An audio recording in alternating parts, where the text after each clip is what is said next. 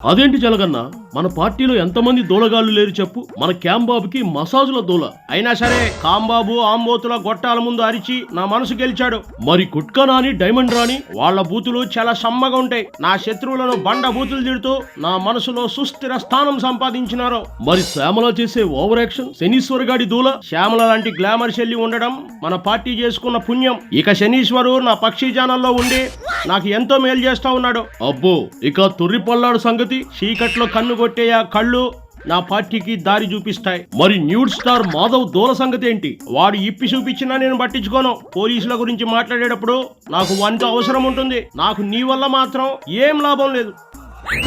మరి నాకు శాప విమోచనం ఏమీ లేదా? నన్ను పార్టీలోకి తీసుకోవా? చెప్పు జలగన్నా, చెప్పు. నీ వల్ల అయితే ఏం లాభం లేదు సీను. నీ మాధురిని కాస్త మన పార్టీకి వదిలిపెడితే కనీసం ఎంతో కొంత ఉపయోగం ఉంటుంది. ఆ డైమండ్ ను ఆ సేమియాను క్రాస్ చేసేలా ట్రైనింగ్ ఇచ్చి అప్పుడు రా నీ సంగతి చూస్తా. నా మాధురినా మన పార్టీలోక? డైమండ్ శ్యామలాని మించి మాట్లాడాలా? అమ్మో, అయ్యో, వామ్మో, మాధురి.